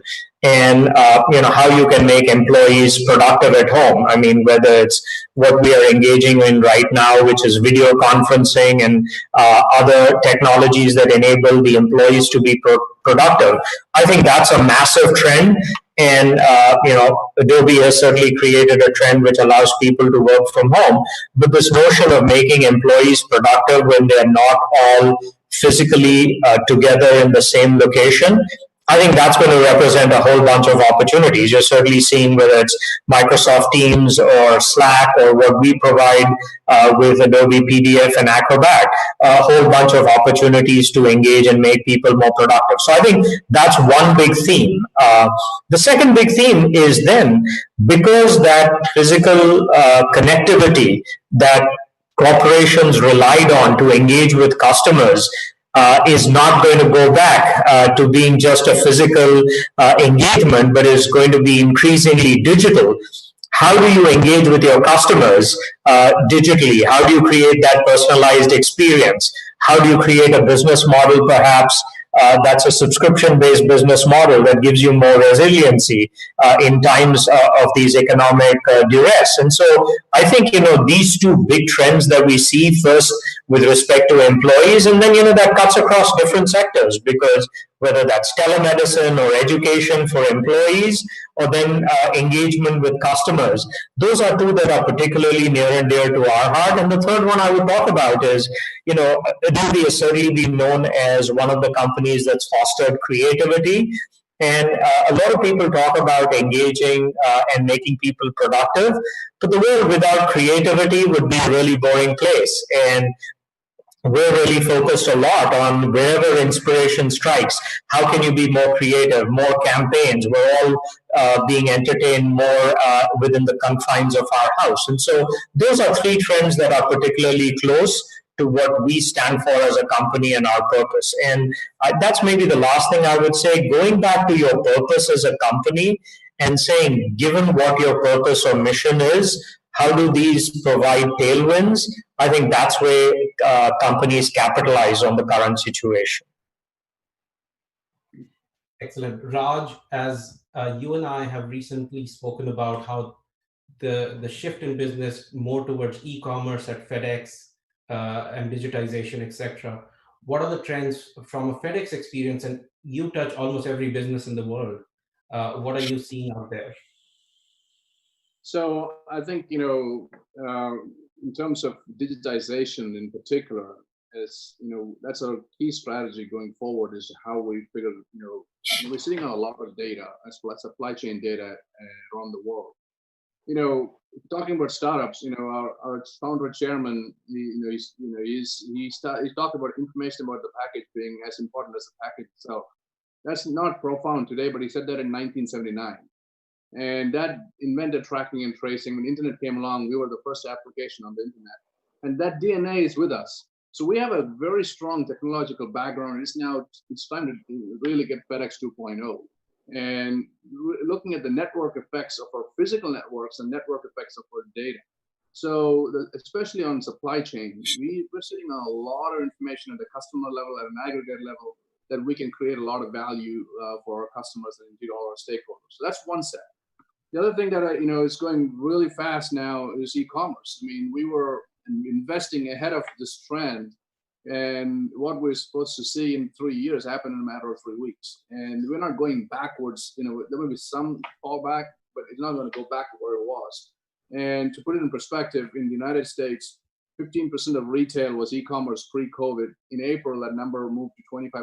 It's a step change, and I think it's going to fall somewhere in that space. And so it's going to be it's going to be huge. Now the thing here is, our traditional customers are B2B customers, and they're small, medium, and large businesses, and there are about 20 or 30 million of them in the U.S. and different numbers globally. But the consumers, 300 million. So there's a 10x factor that we have to now deal with the consumers who are not our customers. They're really our customers' customers, but they're a huge influencer in the way we interact. And the only answer to do this is technology. That is the only way that we are able to scale that 10x. And so we are doing a lot of things. We have something called FedEx Delivery Manager, which is, over the last 6 weeks, we've seen millions of new registrants into that system and platform. And we're putting forward new things. So the world is changing rapidly in front of us. And we know for sure that technology and digital innovation and data are the hallmarks for success in the future. Umesh, if I may just add to what Raj said, because it spurred a thought. I mean, as you know, we were one of the first companies to completely disrupt ourselves and move from selling boxes to selling software completely through a subscription-based business. And what Raj said, I think, is really profound, which is we have created a culture where everything is based on data. We call it our data-driven operating model. And I think the importance of data and the importance of storytelling for startups, where if you're not using the data of how your customers are dealing with you, and that is only enabled by digital, as Raj said, I think you're going to be disadvantaged and you're operating blind. And so I think this importance of data and how you think about data as an asset, much like you would think about a physical building or anything else, and how do you put that interaction with a customer on your balance sheet, I think is a very powerful idea. This is exactly where I want to go next, Shantanu. What I've heard from both of you in the last few minutes is that even at your scales over these years, you've had a couple of moments where you've had to, say, pivot the direction of the company, pivot some cultural aspects. I'm sure Adobe didn't have a strong data culture from the inception, but over time, you pivoted. The shift, Shantanu, in your case, from the license model of selling to software as a service. True story, every time I've raised a round of funding, I use your public market valuation to negotiate how we should be valued as well. So it's been a great case study of how it should be done. As all startup founders, some find themselves having to make a hard pivot in COVID, and some just for evolution as the next stage of growth, as companies go from, say, Series B, C to go pre-IPO and then IPO, there are new evolutions. As leaders of large organizations, how do you prepare your teams, your companies, for a shift change in say, things that people may have been used to for many years, and now you're asking them to do something new? Shantanu, your thoughts first, and then I'll come back to you, Raj, as well. Well, first, Umesh, if you've been using Adobe to get increased valuations, I still haven't seen my commission, but I'm sure the check is coming through a FedEx package to my house. So, we'll have that one. Just a couple of quick thoughts, Umesh. I mean, the first one is that in technology, more so than anywhere else, every business is an S-curve. And if you don't recognize that preserving the status quo is not a business strategy, you're just, delusional. And so I think, for all leaders, recognizing that we want them to be creators and not custodians is, I think, one of the ways culturally that we are trying to create this notion of the expectation for a leader is you're going to look around the corner and you're going to try and disrupt yourself before somebody else disrupts you, because everybody who's attending the session is probably looking at FedEx and Adobe and Cisco the way John created it and said, how do I get a piece of that pie? And so I think recognizing that businesses have this natural evolution in an S-curve. The power in organizations tend to be where you're making the money today, but the future sometimes is in those new and nascent businesses. So I think having that culture of recognizing that things are going to change, and a culture of experimentation and intellectual curiosity. And I think people do what Raj and John and I, what we inspect, people look at that, not what we expect. And so if you inspect new businesses, if you send the message that it's okay to experiment, if you send the message that, we want people to try different things, that's how you create this culture of innovation. Because I always say, while Raj and I are more cricket fans, I would say, than baseball fans, in baseball, you go to the Hall of Fame batting 300. So you fail 7 times out of 10. And if you can create a culture where you're allowing people that freedom, that luxury, that expectation to experiment, I think that's how you create a culture which continuously reinvents itself. Yeah. So let me just, let me add to what Shantanu just said. First of all, I've been talking to Shantanu for many, many years. And when I think we were doing the very first conversation is when he recounted basically what he had done with Adobe. And that is one of the most stunning pivots of corporate history. I think it's just been just incredible. So there's a lot I've learned from him over the years, and how how to think completely differently. So it's just been fascinating to watch. And then as Adobe has gone from success to success. And when we sit, in our field here is, it's just it's interesting how when I talk to a lot of students and universities and so on and so forth, how people take for granted the movement of atoms around the world. And the movement of bits and bytes, now that's very sexy. Somehow, picking a package from or any freight or whatever from any part of the world and depositing it in any other part of the world in a matter of 1 or 2, 3 business days, that seems to be that's table stakes, or that's something that you can do. You can do it. I guarantee you that's very difficult to do. And but somehow we have to tell our story very, very differently, and then figure out the value that we can create again at the space or the atoms and the bits and bytes intersection. So we in terms of how to do it, is what your question was. I think Shantanu had said it very well. I mean, we have to find create that vision, and then find leaders in the organization who can take that vision forward. You may have to try a few times and find. But once you find the right structure, the right organization construct, then you got to go, and you just have to back them. And that's what we have done here, especially in the last year or so, is just really let them go and try to operate like a startup within a big business, and not to constrain them with all kinds of rules and regulations. Because here the opportunities between the interstitial spaces in collaboration, trying to look across industries, and we're going to find new value, and you've got to let the folks, and especially new folks, come into the organization, think differently, and all you can do as a leader at that point is remove barriers for execution. So I think Shantanu said it very well. I'm just adding on to what he said. Well, one cool idea for change here could be to think about a Memphis versus Silicon Valley cricket match, that you both can be the captains of your respective teams, and we can dream to have it in the coming months. Shifting gears, related.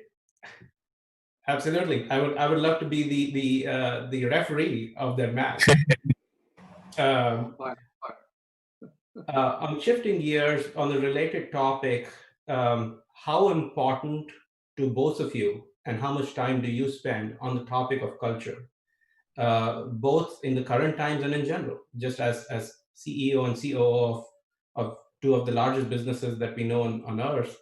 How much of your mental focus goes towards thinking, worrying about culture?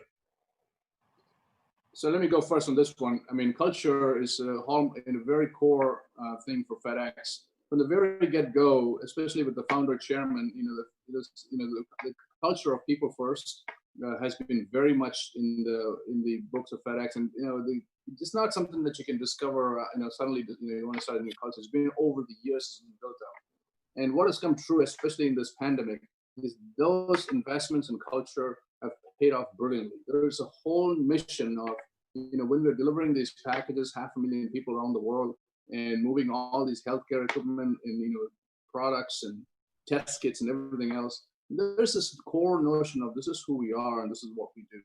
And so there's a whole this hashtag FedEx Strong. It's really amazing how it is pervaded through the organization. So to answer your question directly, culture is really number one in our books.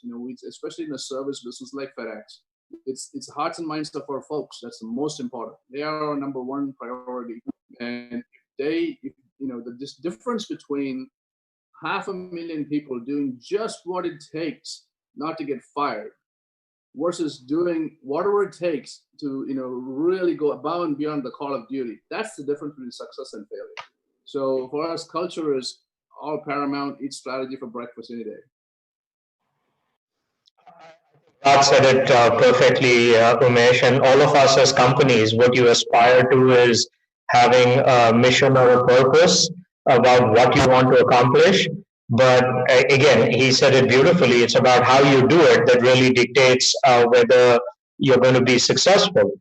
I think just adding to one point that Raj said, it's at times like this when people truly understand and appreciate were those words on a piece of paper, or do you believe them and what's your authentic way, of dealing with it. And so your actions at a time like this, Umesh, speak more than anything that you might have said. And I think the great companies will recognize that culture really is the way that you make it tick. And so for all the leaders who are listening, every one of your employees is looking at you even more right now as to how you behave, because this is a time of crisis. It's easy to talk about all of this when things are going swimmingly. And so I'd encourage all of you to write down what's important and make sure that you live those values, because people observe it.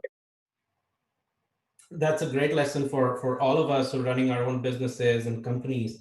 But trying to bring it home, last two questions, now getting hyper-focused on startups. As I spoke of the altruistic capitalism mission that all of us startup founders have. First, the conundrum that has faced most startup CEOs for a while, that when we are building products or services, we tend to find partnership opportunities with larger companies. But it's always been this mismatch of 30, 40 billion versus 30, 40 million. Is it even worth it? And what advice would you give a hyper-growth startup CEO? Is it even worth it for them to spend time? And if it is, then what's the right way? Raj? I'm sorry, worth spending time on what? I didn't follow the question. On a partnership with a larger company, between a startup and a larger company. Well, my answer is, of course, yes, because I think, especially right now, I think all companies now are looking for new ways. And as Shantanu said earlier, this is the opportunity for disruption. This is the opportunity that minds are open and they're looking for different ways to do things. And here's where startups provide a lot of energy. And I think one of the points that Shantanu said earlier is very important, that you've got to get to the right place in the organization where this is going on. And so that'll be the trick. And that's not easy. I'm not by any stretch of imagination downplaying that. But if you do find it, and you find the areas and you provide the value, and then there's an opportunity to grow together in a win-win, where the big companies can provide you the scale and you can provide the technology and the speed to market. And it's just, there's a place that can happen. So sometimes it may feel more frustrating dealing with a larger company, but if you find the right approach, you find the right breakthrough, I think it's a win-win for all concerned. I agree. Just adding to what Raj said, I mean, large companies bring the scale, but to Raj's point, the entrepreneur has to do the heavy lifting of recognizing first that it's not a panacea just being associated with a larger company. You have to do the work of saying, how can you really truly help the larger company? From a large company perspective, we see the nimbleness, the can-do attitude, and the ability to, completely pivot at the, overnight as very attractive from a startup. And sometimes it serves as a catalyst to really say what's happening in this next generation of technology. So again, to Raj's point, there's enthusiasm and interest on our part. But as a startup, you have to recognize that it is perhaps a little bit more work because you have to navigate these larger companies. But the payoff can be large if you truly understand how your technology, your people, your service benefits a larger company in addition to yourself. But put yourselves first, because that's what you need to do as a startup. Thank you for those thoughts, Shantanu and Raj. My final question in closing to both of you. Both of you are board members of USISPF. We've just launched the USISPF Startup Connect program, and I read out the mission. The mission for us is defining US and India as the most important partnership of 21st century, driven by startups. Now, most of us startup CEOs are driven, and we get to work every day because we know how to punch way above our weight. And that's how our companies just somehow don't die and keep growing until we reach your scales. If you were to be, dreamers with me, give me, in your words, a big, hairy, ambitious goal, a BHAG, for the startup program between US and India. Well, first, Go ahead, Raj. No, please. No, okay. All right. Let me just say this, that, first of all, on the USISPF, the work that we are doing, we set up a goal, the trade between US and India is somewhere in the $100 billion range. There's, given everything that's going on in the world right now, there is absolutely no reason why that trade could not be 5 times or 10x that number. But it's remained a dream for a long time. But there is a unique opportunity here for really the collaboration at various levels, from people to governments, from businesses to government, to get that. And startups are the catalyst to make it happen, especially given the strengths that we are talking about here.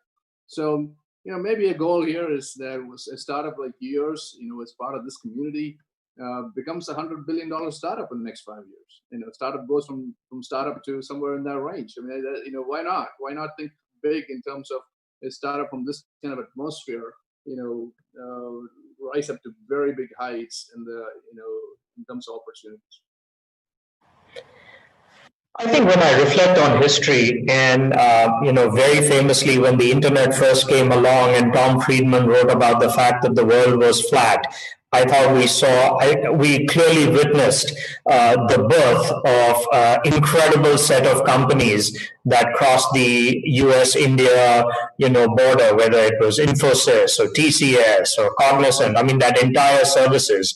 I think all of us as companies in the pandemic are even more recognizing that there will be perhaps deglobalization, but this war for talent, irrespective of where it is, can only help both economies, the US economy and the Indian economy. So I think it's a perfect time with technology disruption and with an acceptance that work can happen anywhere to create, frankly, that next generation of innovation that fosters both the US economy and the Indian economy. And I hope that, through the initiative that the innovators will demonstrate, with the support from the USISPF, we will create, as Raj said, that next set of 8 or 10 companies that 10 years from now, 20 years from now, we will highlight as absolutely, world-moving companies. So good luck. Shantanu and Raj, first, I love the goal that you're setting for us. What it also does, without you realizing, I at least have one of my board members, John Jim, was keenly listening in, and you made my next board meeting a very interesting one with this new goal. So thank you for that. But I'm so honored that both of you have taken the time today to interact with all of us, and I hope to, without being, and being very respectful of your time, I hope to, continue to seek your advice as we scale up this startup program and create those next 8 to 10 world-leading companies. Thank you. Thank you for your time today. Shantanu and Raj, I want to jump in too, and thank you both for making a difference. Umesh and Vinod, you make us proud of what the startup future is going to be. And on behalf of USISPF, I love the way the large companies and small companies are working together, dreaming dreams that others might have considered unobtainable, and I think we will obtain it. But just cannot appreciate more your time today. So thank you all. Thank you, John and Mukesh, for the leadership of USISPF. We've been just thrilled to be part of that, and so it's been terrific. And Shantanu, thank you for being arm in arm here today, and then Umesh and Vinod and the rest of the team, wonderful. So great. I look forward to talking to you all sometime. Thanks all for having me as well. It really has been a pleasure. Thank you, Shantanu. Thank you, Raj. Vinod, why don't you just close it? Yes, sir, I will. So we're in the home stretch now, and it is my privilege to present the vote of thanks on behalf of John, Mukesh, Gaurav, Umesh, and team USISPF. A deep belief in the principles of democracy, coupled with very strong convergence on a host of geopolitical, business, and military matters, have defined the first US-India engagement over the past decade. This multifaceted engagement is now discovering a very powerful new catalyst: cooperation between startups in the US-India tech corridor. A win-win engagement that is generating innovation, jobs, and prosperity in both countries and across the world. The American dream and the Indian one find themselves blissfully intertwined. And Umesh and I, along with the founding startups and advisors of the Startup Connect program, feel privileged to be a part of this movement. We would like to thank the global leaders who took time off their busy calendars to join us. Under Secretary Keith Clark, Ambassador Taranjeet Sandhu, the Chairman and CEO of Adobe, Shantanu Narayan, the President and CEO of FedEx, Raj Subramaniam. Thank you, gentlemen. This is invaluable to us. Our progress is greatly enabled by strong leadership in both countries. A sincere thanks to President Trump and Prime Minister Modi for championing the defining relationship of the 21st century, a term you'll hear many times in the years to come. A special thanks to the USISPF crew that's working behind the scenes and has worked tirelessly over the past few weeks to make this event happen. You have our eternal gratitude. Most of all, we thank you all for tuning in. This movement is infinitely richer thanks to your participation. Thank you, everyone, and stay safe. Thank you. Bye-bye.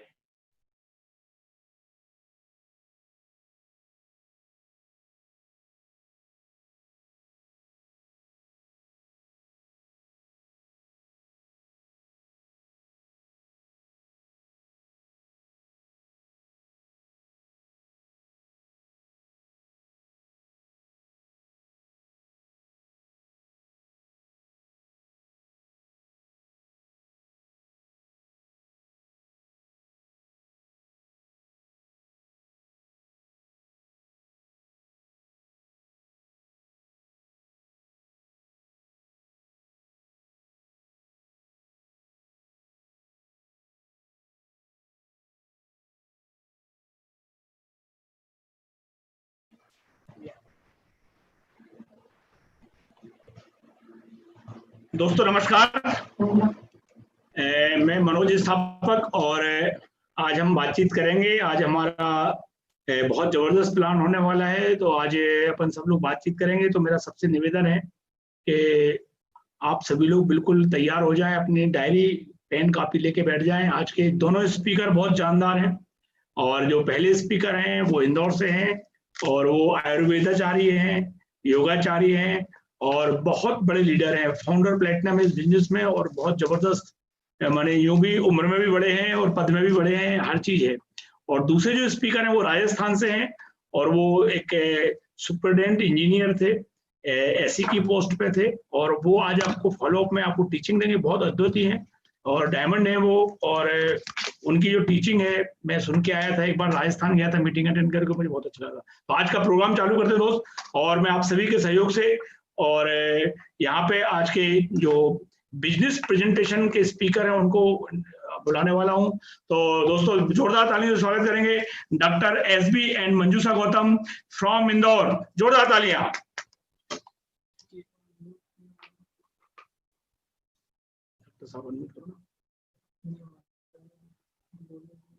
Doctor साहब आपको unmute करना पड़ेगा अपने तरफ से, अभी आपकी आवाज नहीं आ रही, आप अनम्यूट करिए अपने आप को। दोस्तों नमस्कार, आवाज आ रही है? जी बहुत शानदार। दोस्तों नमस्कार, मेरा नाम डॉक्टर श्याम बिहारी गौतम है और मैं इंदौर से हूँ और मेरी ब्यूटीफुल वाइफ मंजूषा गौतम इंदौर से। दोस्तों मैं आयुर्वेद मेडिकल प्रैक्टिस करता था इंदौर में पिछले 35 सालों से। और हेलो हेलो, आवाज आ रही? मैं पिछले 35 सालों से आयुर्वेद की मेडिकल प्रैक्टिस करता था और उसमें सुबह से लेकर रात तक लगा रहता था दोस्तों। लेकिन जैसी एक कहावत है कि बिना गुरु के कहीं ज्ञान नहीं मिलता है, मैं सिकनेस इंडस्ट्री में काम कर रहा था और देवदूत बनकर के मेरे जीवन में नन अदर देन मनोज स्थापक जी का प्रवेश हुआ और उन्होंने मुझे सिकनेस इंडस्ट्री के साथ साथ एक वेलनेस इंडस्ट्री के बारे में बताया दोस्तों। और मैं पिछले कुछ सालों से इस वेलनेस इंडस्ट्री में काम कर रहा हूँ और यहाँ मैं आपको एक एक्स्ट्रा इनकम के बारे में, जो मुझे आज थीम दी गई है, वो थीम है एक्स्ट्रा इनकम की। उस एक्स्ट्रा इनकम के बारे में थोड़ी सी आपको जानकारी दूंगा, क्योंकि आज के जीवन में कोरोना जैसी महामारी कभी भी आ सकती है और हमारे जो आर्थिक व्यवस्था है वो चरमरा सकती है दोस्तों। पूरे देश की नहीं, पूरे विश्व के आर्थिक अर्थव्यवस्था जो है चरमरा गई है। तो आज का जो मेरा विषय है वो है एक्स्ट्रा इनकम क्यों। क्योंकि जब भी हमें जीवन में कुछ भी एक्स्ट्रा मिलता है तो बड़ा मन प्रसन्न हो जाता है दोस्तों। एक छोटा सा उदाहरण देना चाहूंगा आपको। हम सब्जी लेने जाते हैं और सब्जी वाला यदि हमको धनिया और मिर्ची एक्स्ट्रा दे देता है तो मन प्रसन्न हो जाता है। यदि जीवन में भी कुछ एक्स्ट्रा मिलने लग जाए तो आनंद आएगा या नहीं आएगा दोस्तों। मैं हमारे उन महान गुरुओं को, क्योंकि बिना गुरु के ज्ञान कभी नहीं मिलता है, मैं उन्हें नमन करना चाहूंगा। डॉक्टर संजीव शर्मा जी, अर्चना भाभी जी, मनोज स्थापक जी और चंद्रप्रभा जी, और उनको धन्यवाद करके, सत सत कोटि धन्यवाद करके मैं आज का अपना प्रेजेंटेशन शुरू करूंगा दोस्तों। और आप लोग थोड़ा सा एकाग्रचित्त होकर के देखिएगा, हो सकता है आपके जीवन में भी कोई सकारात्मक परिवर्तन आ जाए दोस्तों।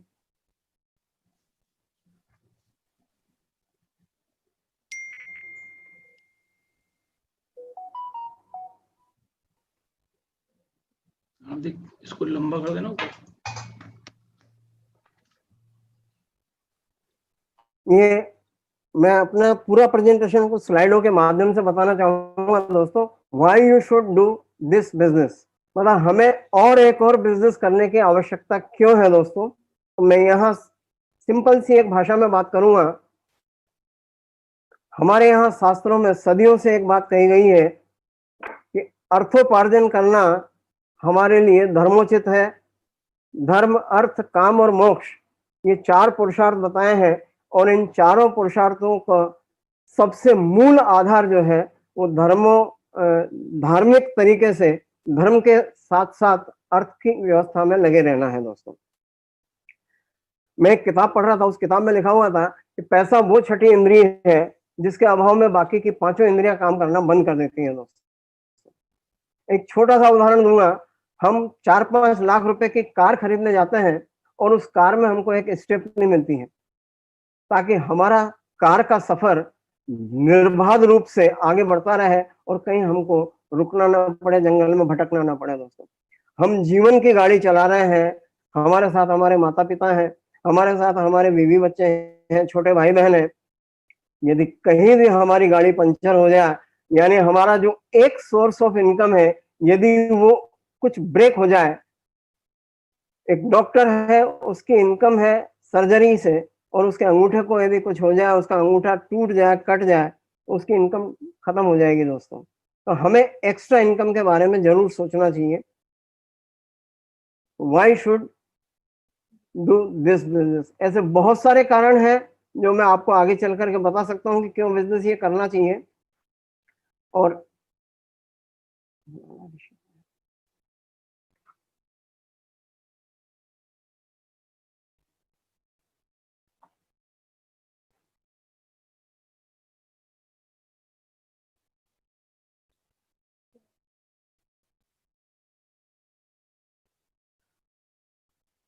आपको यदि अतिरिक्त समय मिल जाए और अतिरिक्त आमदनी मिल जाए तो जीवन में बहुत सारे फायदे हो सकते हैं दोस्तों।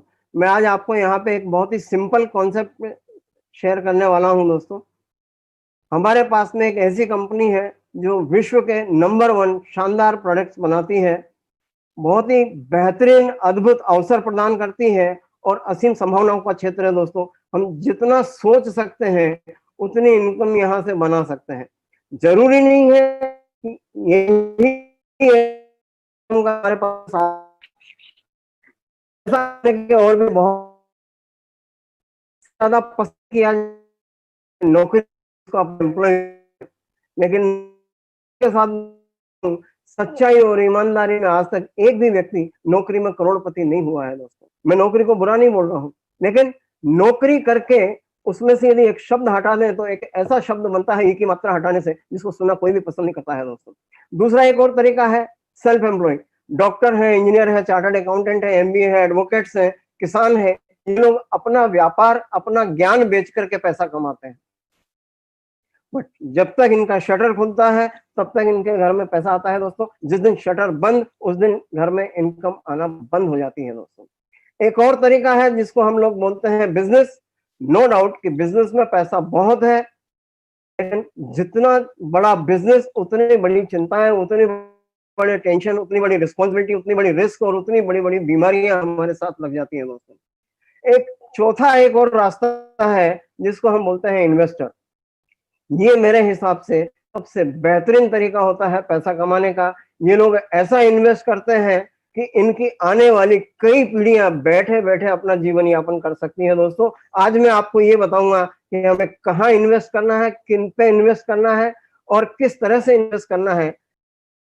बिजनेस वो कर सकता है जिसके पास में सरप्लस में पैसा है, पर मैं आज आपको इन्वेस्ट करने का वो रास्ता बताऊंगा के लोगों पे इन्वेस्ट करेंगे, उन लोगों से हम प्यार करेंगे जो इस दुनिया में परमात्मा की संतान है, और यदि उनसे हमारा एक रिलेशन मेंटेन हो जाए, एक हमारा संघ बन जाए, एक यूनिटी बन जाए, तो हम बहुत बड़ा बिजनेस कर सकते हैं दोस्तों। मैं आपको उन असुरक्षित लोगों से, जो 90% लोग असुरक्षित इनकम बना रहे हैं, उस असुरक्षित इनकम आसान तरीके से सुरक्षित इनकम के 10% लोगों में लाने का एक रास्ता बताने वाला हूं दोस्तों। मिडिल क्लास फैमिली के अपने पैसा भी नहीं होता है और समय भी नहीं होता है दोस्तों। अब आप ये कहोगे कि फिर हम कैसे इस व्यापार को करेंगे, बस यही चीज मैं आज आपको बताने वाला हूं कि बिना पूंजी के, कम से कम पूंजी में हम बड़ा से बड़ा बिजनेस कैसे कर सकते हैं दोस्तों। आज इस बात से आप इनकार नहीं कर सकते कि जिस भारत भूमि पे लोग भरे पूरे परिवार का गुजारा 10 रुपए में करते थे, आज की तारीख में पति पत्नी और 2 बच्चों का गुजारा 1 लाख रुपए में होता है दोस्तों। और ये कम होने वाला नहीं है, ये बढ़ता ही जाने वाला है दोस्तों। मैं आज आपको एक बात गारंटी के साथ बोल सकता हूं, यदि आपने जिस तरह से मैं इस व्यापार को आपको प्रेजेंट कर रहा हूं, यदि उसको अडॉप्ट किया, तो 9 माह में 60 से 70 हजार रुपए प्रति माह और 17 माह में 30 लाख रुपए की सालाना इनकम बना सकते हैं दोस्तों। अब आपके दिमाग में जैसे ही मैंने ये बोला कि 9 माह में 60 से 70 हजार और 17 माह में 30 लाख रुपए कमा सकते हैं, आपके दिमाग में 3 बातें आ गई होंगी। नंबर 1, पैसा आएगा कहाँ से। नंबर 2, उस पैसे को लेने के लिए हमें करना क्या होगा। और नंबर 3, पैसा जेब में कैसे आएगा। तो दोस्तों, पैसा आएगा कहां से, ये मेरा पहला प्रश्न है। आज देखा यह गया है कि दुनिया में, इंडिया में सबसे ज्यादा जो जनसंख्या है वो मिडिल क्लास फैमिली की है, और एक मिडिल क्लास फैमिली का मिनिमम 5,000 रुपए से लेकर के 20,000 रुपए महीने का खर्चा एफएमसीजी प्रोडक्ट में होता ही होता है दोस्तों। ये खर्चा करने के लिए हम लोग जाते कहाँ हैं, मार्केट में। मार्केट में कुछ लोग हैं जो प्रोडक्ट बना करके डाल देते हैं। जिस सामान को आप और हम 100 रुपए में लेकर के आते हैं, क्या लगता है आपको वो सामान 100 रुपए में बना होगा? बिल्कुल नहीं दोस्तों। वो सामान बनता है मुश्किल से 30-40 रुपए में। 30-40 रुपए का सामान था, हमारे पास आते आते 100 रुपए का हो गया। बीच का 60 रुपया कहाँ चला गया दोस्तों? ये 60 रुपया बीच के मिडिल मैन लोगों के साथ में चला जाता है, जिसके कारण बीच बाजार में बैठा हुआ एक आदमी लखपति, एक आदमी करोड़पति, एक आदमी अरबपति और एक आदमी खरबपति हो जाता है। हमारी कंपनी के ओनर ने देखा कि बीच बाजार में पैसा किसका है। उन्होंने देखा कि पैसा तो कस्टमर का है। उनके दिमाग में एक छोटा सा कॉन्सेप्ट आया कि क्यों ना कस्टमर से ही बात करी जाए कि देख भाई, तू 100 रुपए में सामान यहाँ से खरीद रहा है, तू 100 रुपए में सामान हमसे खरीद। हम 40 रुपए में वहां भी बना रहे थे, हम 40 रुपए में यहाँ भी बनाएंगे। बीच का जो 60 रुपया बीच बाजार में बट रहा है, जिसके कारण वो लोग लखपति करोड़पति हो रहे हैं, यदि वो 60 रुपया हम आप लोगों में बांटना शुरू कर दें, तो आपकी लाइफ में कोई चेंज आएगा या नहीं आएगा? कॉमन सेंस की बात है दोस्तों। जिस 60 रुपए के कारण बाजार का आदमी लखपति करोड़पति हो रहा है, यदि वो 60 रुपए हमारी पॉकेट में आने लग जाए, तो हमारी लाइफ में जबरदस्त चेंज आ सकता है दोस्तों। और इस सिस्टम को कहा गया डायरेक्ट सेलिंग इंडस्ट्री। दोस्तों, आपकी जानकारी के लिए बता दूं, आज की तारीख में डायरेक्ट सेलिंग इंडस्ट्री 13,500 करोड़ को क्रॉस कर चुकी है, और आने वाले सन 2025 तक ये इंडस्ट्री 65,000 करोड़ की होने वाली है और उस 65,000 करोड़ का 60% पैसा हमारी जेब में आने वाला है दोस्तों।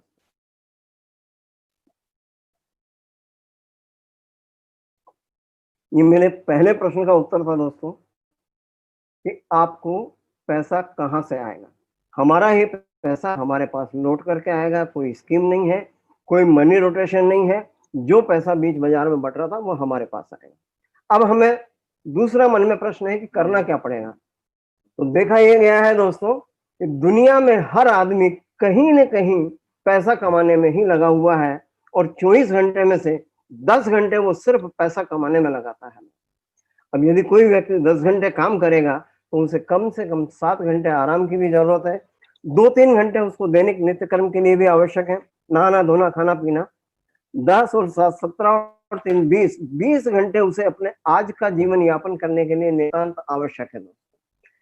बचते हैं 4 घंटे। ये 4 घंटे कहाँ चले जाते हैं ना हमें मालूम है ना आप मालूम है। बट यदि इन 4 घंटों को मैनेज करके 2-3 घंटे इस व्यापार में डाले जाएं तो ठीक 9 महीने में हमारे घर में मिनिमम 70,000 रुपये महीने की इनकम आ सकती है दोस्तों। और यदि 2-3 घंटे डालने से 70,000 रुपये की इनकम आ रही है तो ये 2-3 घंटे डालना चाहिए कि नहीं डालना चाहिए? कॉमन सेंस की बात है, हर बुद्धिमान व्यक्ति ये कहेगा कि जरूर डालना चाहिए। और यदि 17 माह में 30 लाख की इनकम आने की संभावना हो तो क्या इन 2-3 घंटों में हम रोज एक व्यक्ति से बात कर सकते हैं? यदि हमने रोज एक व्यक्ति से बात करी और